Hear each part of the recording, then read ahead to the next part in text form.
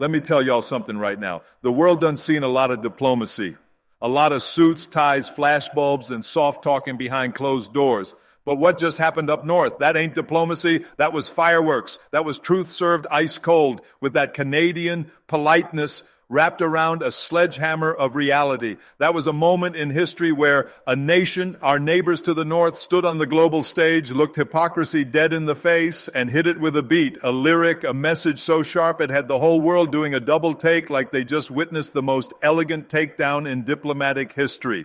And they didn't even need to raise their voice. Their words did all the damage they needed to do. See, you know what happens when a nation's patience runs thin, when they've been the good neighbor for too long, when they've been nodding along, staying quiet, playing the role of the polite friend while watching their southern neighbor throw tantrums on the world stage. One day they stop playing nice. One day the maple syrup gloves come off, and when that nation has been consistently underestimated, consistently overlooked, and constantly treated like the quiet sibling who should just go along to get along, oh, they're going to serve some reality. That's what Canada just did. Now picture this scene, a packed room full of international reporters, diplomats, global power brokers. Everybody got their morning coffee, their prepared questions, their predictable talking points, and then somebody throws out that tired old accusation. Why isn't Canada falling in line? Why won't Canada just follow America's lead on this issue? Why are they questioning our approach? Why won't they just trust our judgment like they used to? And Canada's representative, they don't get flustered. They don't start sweating. They smile, that signature Canadian smile, listen with that famous Canadian patience, and then they lean forward and drop this line. You ever heard that song, Man in the Mirror by Michael Jackson? Dead silence. What did they just say, Michael Jackson? Yes, they did. Because while everybody else in that room was quoting policy papers and international law textbooks, Canada just reached into the heart of the conversation. They didn't bring statistics. They brought soul. They didn't bring aggression. They brought that mirror of truth. That line, I'm starting with the man in the mirror. I'm asking him to change his ways. That wasn't just a lyric anymore. That was a mirror being held up to their southern neighbor, reflecting back decades of contradictions and double standards. See, that's the brilliance of it. They weren't just dropping a random pop culture reference. They were rewriting the entire conversation. You asking why Canada doesn't automatically echo your foreign policy, why Canada doesn't rubber stamp your military adventures, why Canada asks questions instead of just saluting. Brother, maybe you need to take a long, hard look at yourself first. Maybe before you question our sovereignty, you need to examine your own track record. Let's talk about that mirror, because some folks really don't want to see what's staring back at them. The United States talks about freedom and democracy like they patented the concepts. But go ask the people of Central America what freedom looked like when American companies needed their resources. Go ask the Middle East what democracy felt like when it came with cruise missiles and regime change. Go ask South America how many elected governments got the American seal of approval versus how many got the CIA treatment. And yet they want to lecture Canada about international norms and global responsibility. Canada, a country that builds hospitals instead of bombing them. Canada, a country that welcomes refugees instead of caging children. Canada, a country that apologizes for historical wrongs instead of denying they ever happened. Canada was saying, if you want to talk about moral leadership, let's start with your own reflection. Don't come to us with righteousness while your own foreign policy reads like a horror novel. Don't play the victim while you're the one with military bases on every continent. You want to talk about following international law? Let's pull up the receipts on every treaty you've walked away from, every agreement you've torn up, every promise you've broken when it became inconvenient.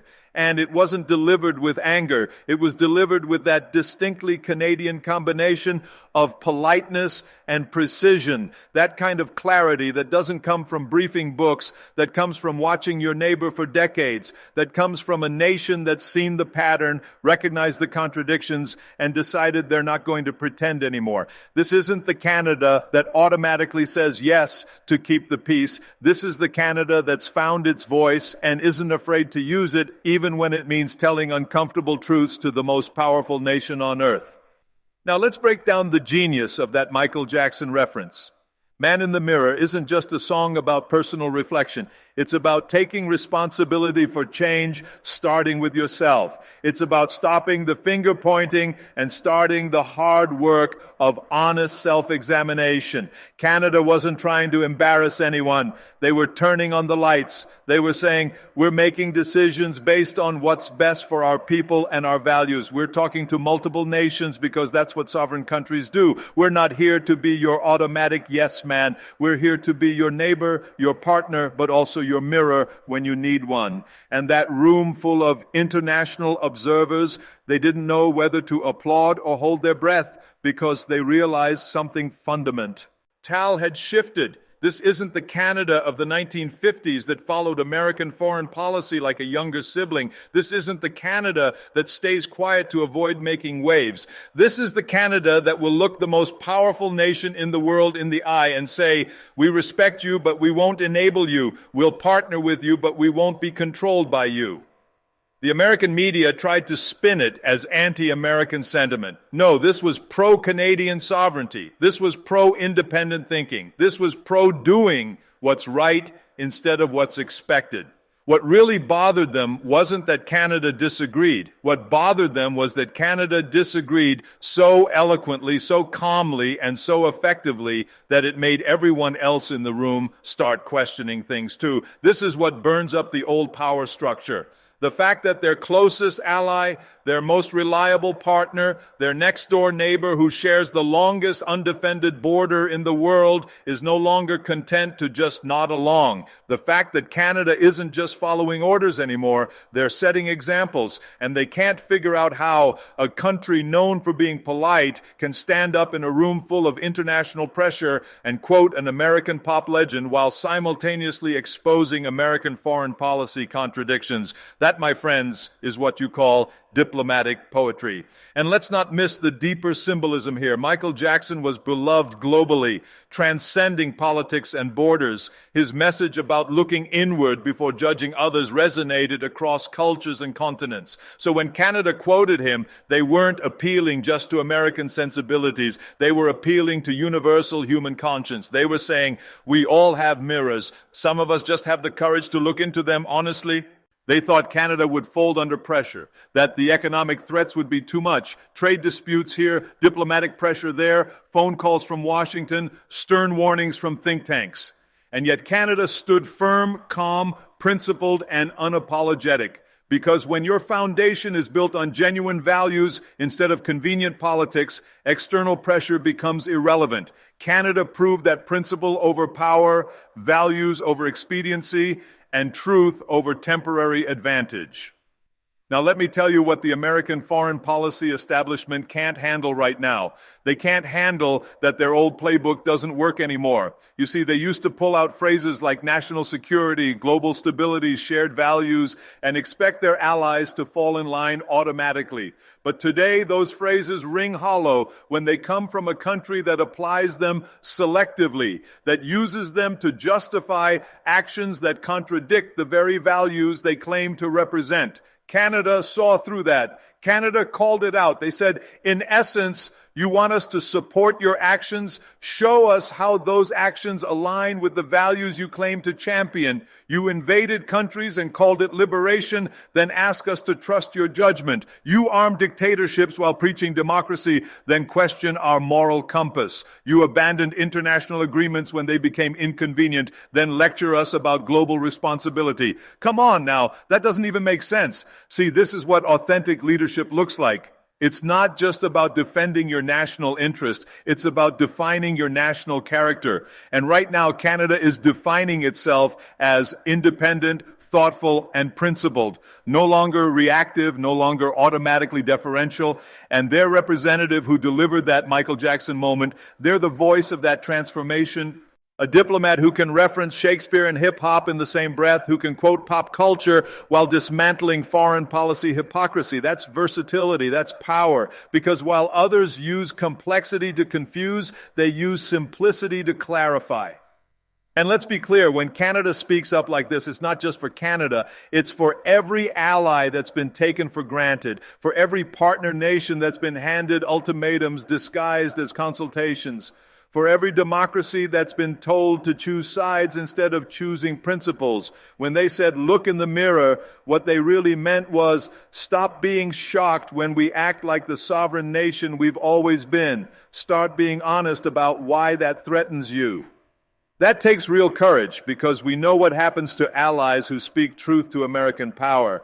They get targeted economically, isolated diplomatically, criticized in international forums.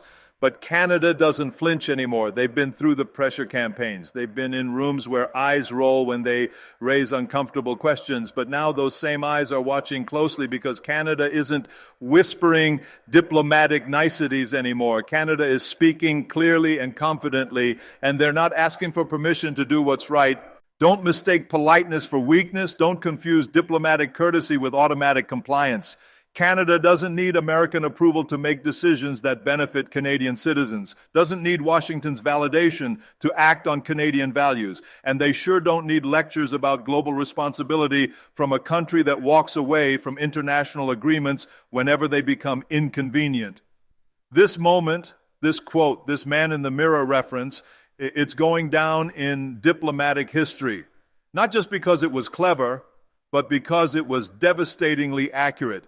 Because it flipped the script without flipping the table, because it reminded everyone in that room that moral authority isn't inherited, it's earned. And if your actions don't match your rhetoric, if your foreign policy contradicts your stated values, then that mirror is going to reflect some uncomfortable truths. So here we are, witnessing a new chapter in international relations. Canada isn't dancing to someone else's tune anymore. They're composing their own symphony, and they're not afraid to sample some Michael Jackson while doing it. The world better take notice, because when a nation finds its authentic voice, when it stops apologizing for having principles, when it produces leaders bold enough to speak truth through diplomatic noise, there's no containing that influence. They thought they could control the narrative, set the tempo, dictate the terms, but now they're realizing Canada brought their own rhythm to the dance. Canada didn't challenge America to a confrontation, but they did challenge America to finally look in that mirror. And that one move, that one cultural reference, turned the entire diplomatic conversation upside down. See, for decades, international relations were built on power dynamics. Who's got more economic leverage, more military bases, more influence over international institutions? But Canada flipped that whole model. They didn't step onto the global stage to intimidate or threaten. They didn't point fingers and demand apologies. No, they did something far more effective. They asked the world's most powerful nation to pause, reflect, and honestly evaluate its own behavior.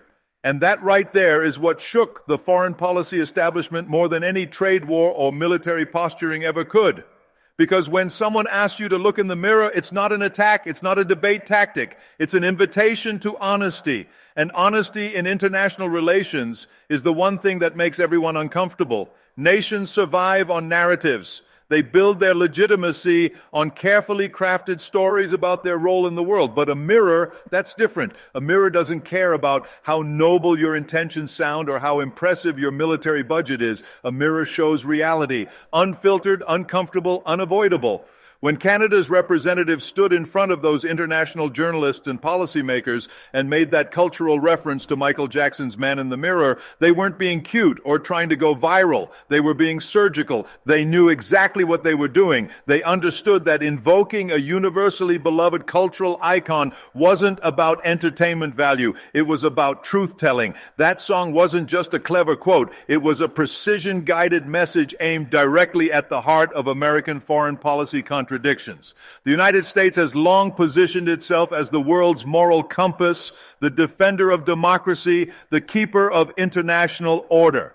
But what happens when your closest ally, your most trusted partner, turns the spotlight around and asks, before you judge everyone else's behavior, have you taken an honest look at your own? That's what Canada did. And I did it without raised voices, without personal attacks, without diplomatic tantrums. That's the artistry of it. They used a pop culture reference to slice through decades of accumulated hypocrisy.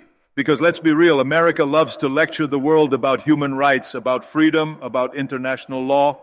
But those lectures lose their power when they come from a country with a documented history of violating those same principles whenever they conflicted with national interests. You overthrow governments and call it promoting stability. You support authoritarian regimes and call it strategic partnership. You ignore international law when it's inconvenient and invoke it when it serves your purposes. Canada didn't say those things directly. They didn't have to. That's what the mirror accomplishes. The mirror doesn't accuse or attack. It simply reflects. And when Canada subtly suggested that America might benefit from some self-reflection, they held up that mirror for the whole world to see. They created a moment of silence, a pause in the usual diplomatic theater. They turned the scrutiny inward, and the brilliance of it was undeniable because nobody could argue with the message. They didn't package it as confrontation or criticism. They packaged it as an invitation to growth, to honesty, to self-awareness. That's what made it so powerful and so unsettling. The international community wasn't used to this kind of diplomacy.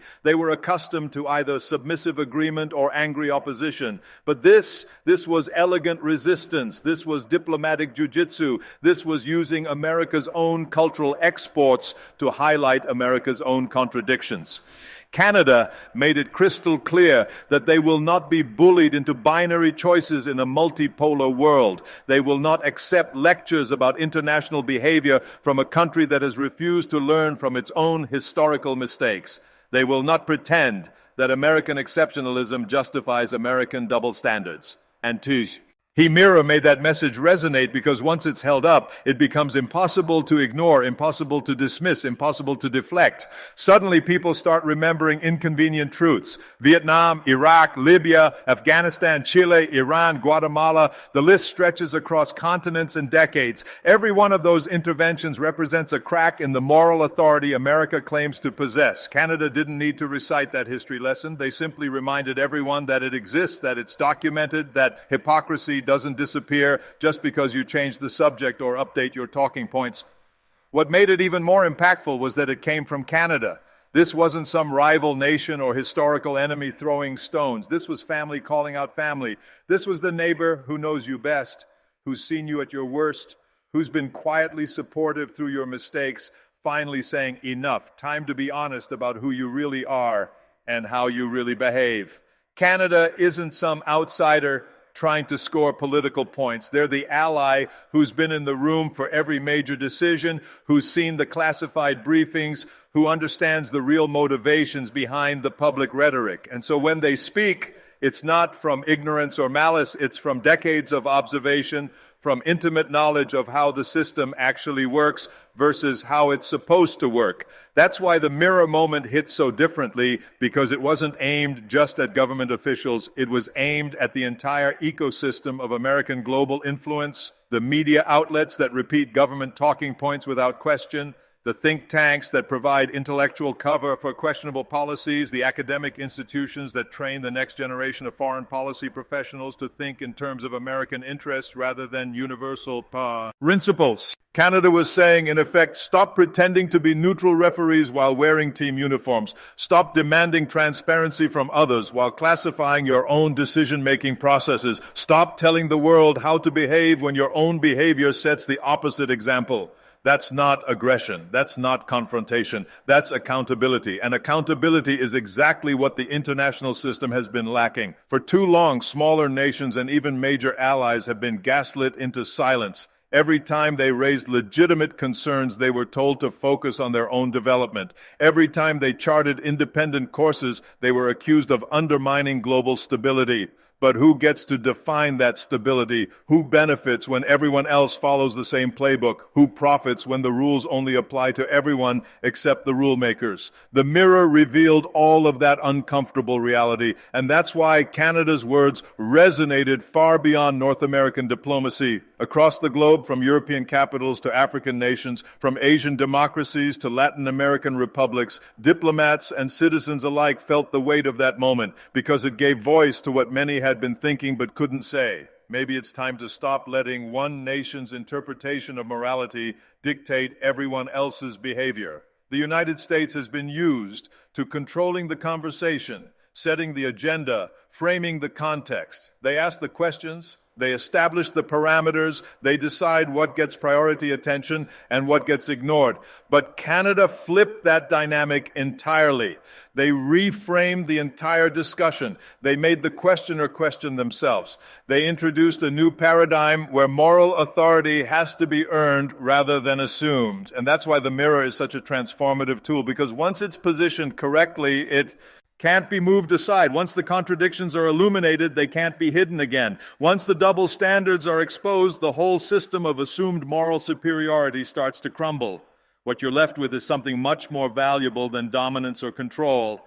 You're left with the possibility of genuine partnership based on mutual respect rather than hierarchical submission.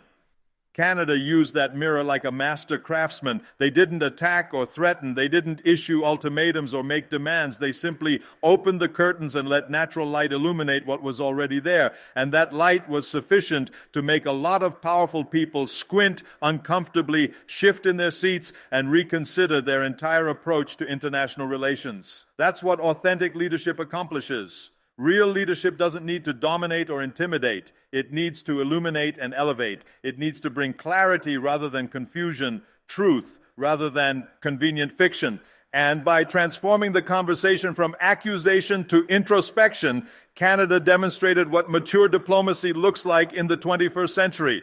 Not the kind that seeks applause or approval, but the kind that seeks alignment with universal principles and shared human values. And it worked beautifully. Suddenly, the international headlines shifted focus.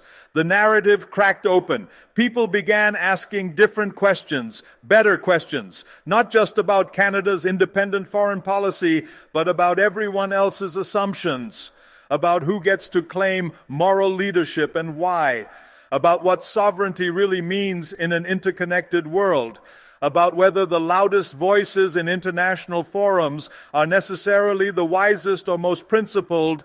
That's when you understand the true power of that mirror moment. It didn't just challenge American assumptions about global leadership, it liberated everyone else from those same assumptions. It granted permission to think independently, speak authentically, act according to national values rather than external expectations. It established a new precedent. If Canada can stand tall and reject the pressure to conform, why can't others? If Canada can prioritize its principles without apologizing, why should anyone else apologize for doing the same? The mirror became a symbol of that liberation, that transformation in international relations, because ultimately the world doesn't need another Cold War or another system of competing blocs. It needs honesty, balance, and genuine mutual respect among sovereign nations. It needs countries to mature beyond the old patterns of dominance and submission. It needs mirrors that reflect truth rather than megaphones that amplify propaganda. Canada held up that mirror not to destroy or humiliate, but to heal and improve the relationship. They showed that real friendship sometimes requires uncomfortable honesty, that genuine partnership demands mutual accountability, and that the strongest alliances are built on shared values rather than shared interests alone. In the end, that's what made their Michael Jackson moment so powerful. It wasn't about winning an argument. It was about elevating the entire conversation to a higher level of truth and mutual respect.